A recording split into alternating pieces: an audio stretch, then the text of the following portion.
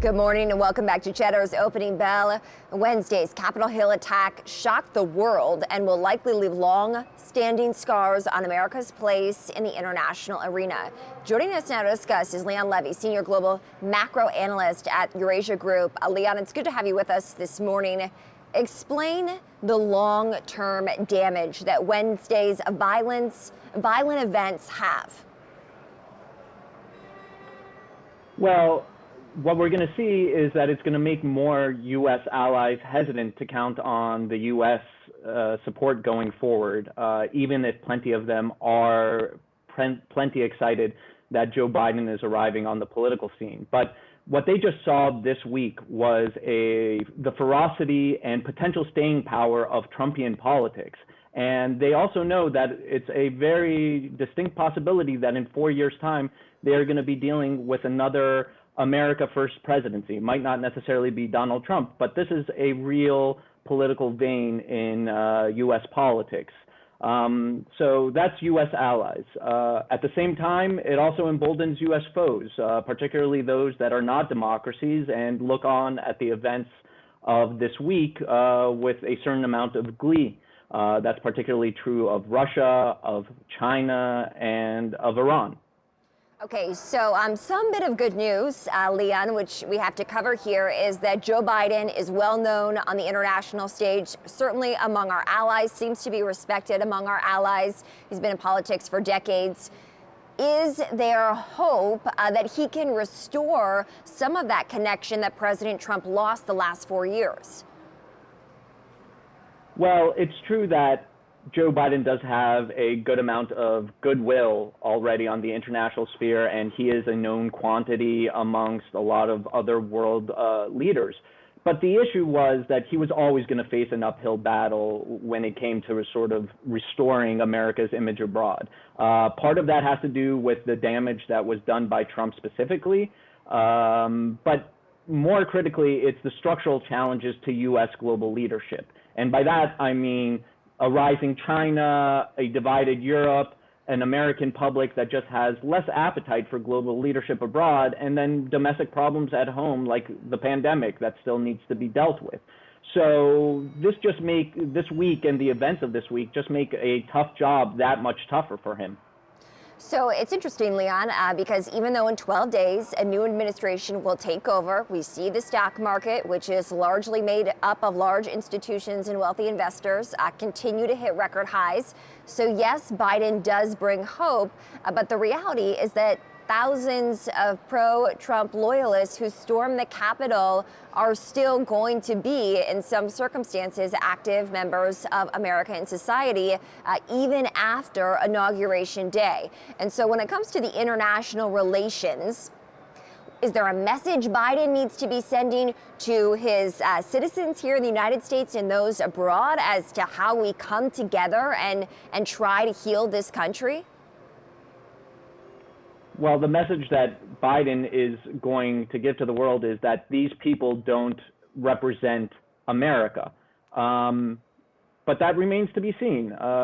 We just got off a particularly bitter election. Donald Trump garnered 74 million votes. It's an open question to remain how representative these folks are of the American public. And Biden will be out there saying that they don't represent the U.S., but really that has to be proved at the voting booths.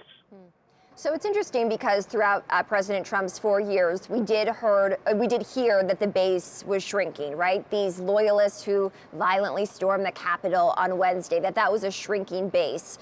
Based on your data, is that true? Well, if you look at the polls that come out of how many GOP members, Republican members support what happened, it's still high. And, this has been an issue with the entirety of the Trump years, is that there seems to be a floor to Trump's base. The question really becomes what happens to these folks who are willingly voting for Trump, what happens when Trump is no longer in the Oval Office? Does he lose his luster? Do they stick with him? Do they find somebody else who rises to sort of take over the mantle? And we just don't know, and we won't know until Donald Trump is actually outside of the White House, and then that question will begin to be answered in earnest. And it has me thinking about another thing. He is losing the bully pulpit of the White House, but it's still TBD as to whether or not these social platforms permanently remove him. I mean, Facebook, for instance, on Facebook and Instagram have indefinitely revoked his access, at least through the inauguration and potentially past that. So to what extent is his voice limited in that regard? Because clearly, based on Wednesday, the evidence is there that he can rally this base to do a violent, deadly acts. I also want to ask about the Republican Party because, of course, at the 11th hour, it took violence to get us to this place. But members of the Republican Party have resigned from his cabinet. Mitch McConnell coming out with very stark words against the president when we saw Joe Biden's election win actually certified. What do you anticipate going forward from these establishment Republicans? That was the thing, right? President Trump was never an establishment Republican, but establishment Republicans still hold up a decent amount of seats there in the chamber. What do you expect from them in the next at least 2 years? Establishment Republicans have always struggled under the Trump years, and they have been willing to make certain deals in furtherance of their own political goals. But the question is, were the events of this week, did they fundamentally change the calculus of the GOP? And we saw that when they resumed certifying the election results, yes, there were some Republicans who backed down from objecting to the certification, but a whole lot of them continued to do so. So we are going to continue to see the schism within the GOP party. The real question is how is it all going to shake out? And we don't know. And we're going to wait for the end of the Trump presidency for that to become apparent. And a lot of it really does depend on Donald Trump. It depends on how seriously he takes sort of his role within the GOP, and if anybody else arises to take it. But this is not the end of this divide between the establishment and the more populist base of the Republican Party, and it's something we're going to see play out, in particular when it comes to the midterms, and we see who is going to be a primary challenge. Leon, we got to leave it there. I wish we had more time. You'll have to join us again. That's Leon Levy, Senior Global Macro Analyst at Eurasia Group.